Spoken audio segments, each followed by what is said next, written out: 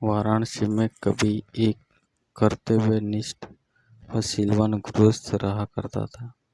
3 बेटियों और एक पत्नी के साथ उसका एक छोटा सा घर संसार था, किंतु अल्प आयु में ही उसका निधन हो गया।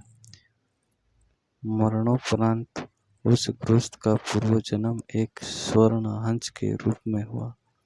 पूर्व जन्म के उपादान और संस्कार उसमें इतने प्रबल थे कि वह अपने मनुष्य योनि के घटनाक्रम और उनकी भाषा को विस्मृत नहीं कर पाया। पूर्व जन्म के परिवार का मोह और उनके प्रति उसका लगाव उसके वर्तमान को भी प्रभावित कर रहा था।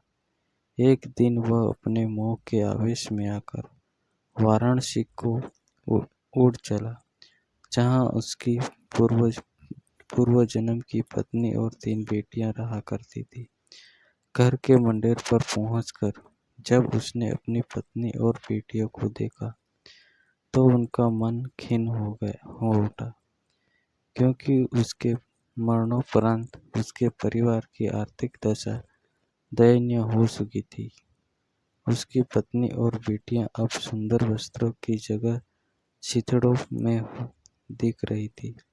वैभव के सारे सामान भी वहां से तिरोहित हो चुके थे। फिर भी पूरे उल्लास के साथ उसने अपनी पत्नी और बेटियों का आलिंगन कर उन्हें अपना परिचय दिया और वापस लौटने से पूर्व उन्हें अपना एक सोने का पंख भी देता गया, जिसे बेचकर उसके परिवार वाले अपने दारिद्र्य को कम कर सके।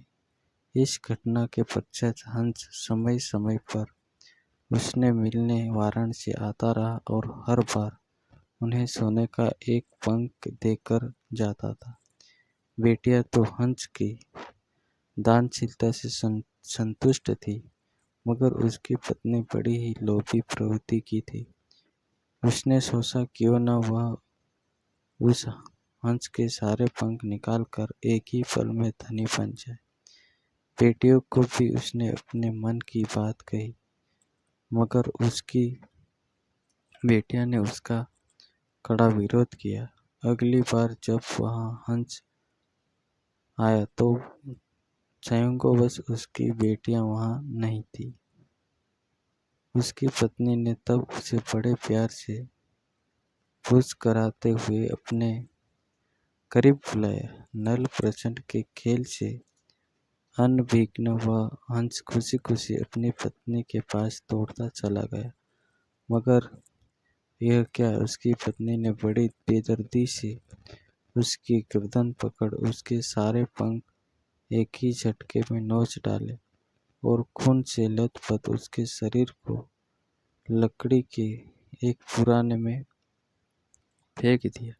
फिर जब वह उस सोने के पंखों को समेटना चाह रही थी तो उसके हाथों सिर्फ साधारण पंख ही लग सके, क्योंकि उस हंस के पंख उसकी इच्छा के प्रतिकूल नोचे जाने पर साधारण हंस के समान हो जाते थे।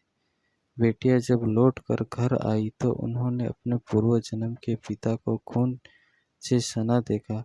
उसके सोने के पंख भी लुप्त थे। उन्होंने सारी बात समझ ली और तत्काल ही हंस की भरपूर सेवा शुश्राण कर सुखी दिनों में उसे स्वस्थ कर दिया। स्वभावतः उसके पंख फिर से आने लगे, मगर अब वह सोने के नहीं थे। जब हंस के पंख इतने निकल गए कि वह उड़ने के लिए समर्थ हो गया, तब वह उस घर से उड़ गया और कभी भी वाराणसी में दोबारा दिखाई नहीं पड़ा। दोस्तों, आपको ये कहानी पसंद आई तो अपने दोस्तों और फैमिली के साथ ज़रूर शेयर करें और चैनल में नए तो चैनल को सब्सक्राइब करें। धन्यवाद।